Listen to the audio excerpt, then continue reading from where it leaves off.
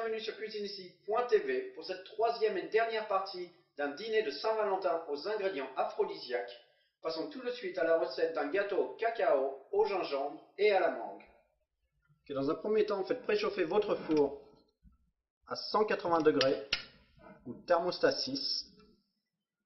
Alors pour ce dessert, vous allez avoir besoin de 2 œufs, 25 centilitres de lait, un petit peu moins d'une demi-cuillère de levure chimique, 25 g de farine, 20 g de beurre demi-sel, une demi-cuillère de gingembre en poudre, 50 g de chocolat noir à 85% cacao et la moitié d'une petite mangue.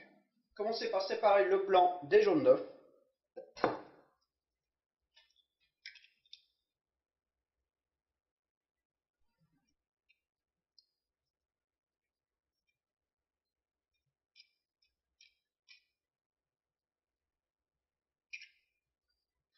Puis dans un autre bol, ajoutez la levure, suivie de la farine et votre demi-cuillère de gingembre. Mélangez le tout. Maintenant, dans une casserole, versez le lait. Puis ajoutez votre beurre, suivi de vos 50 g de chocolat noir. Et faites fondre le tout à feu doux.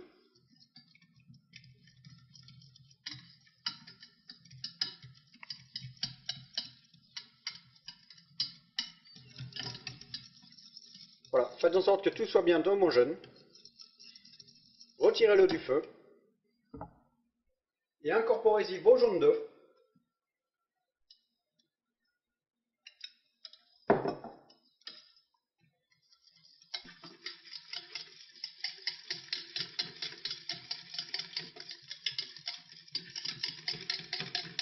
Puis ajoutez-y votre mélange de farine, levure et gingembre.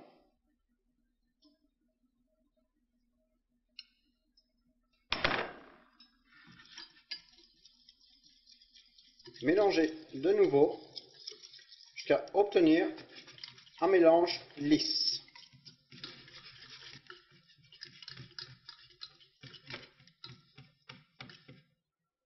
Comme ceci. Maintenant, nous allons avoir besoin de monter nos blancs en neige. Pour ça, je vais opter pour la méthode facile. Je ne vais pas les faire à la main.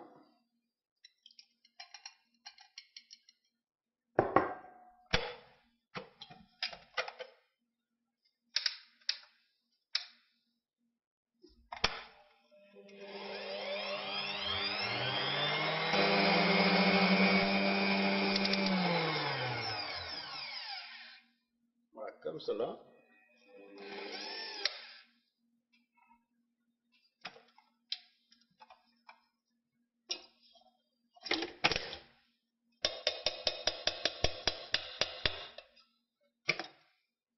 Et incorporez-les délicatement.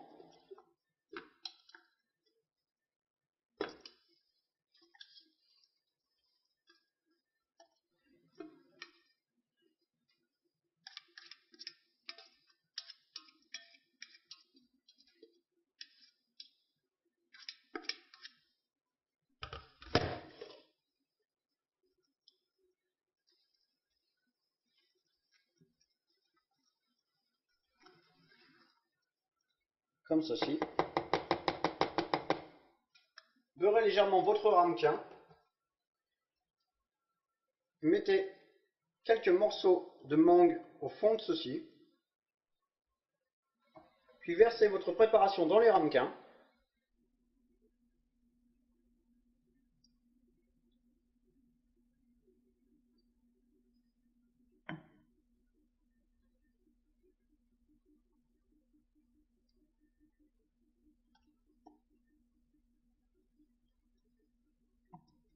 Puis enfournez pendant à peu près 30 minutes. Ok, nos desserts sont cuits.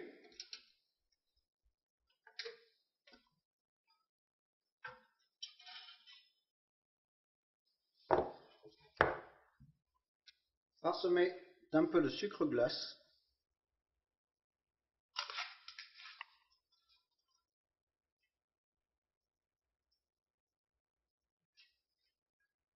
Et servez immédiatement avec le reste de vos mangues.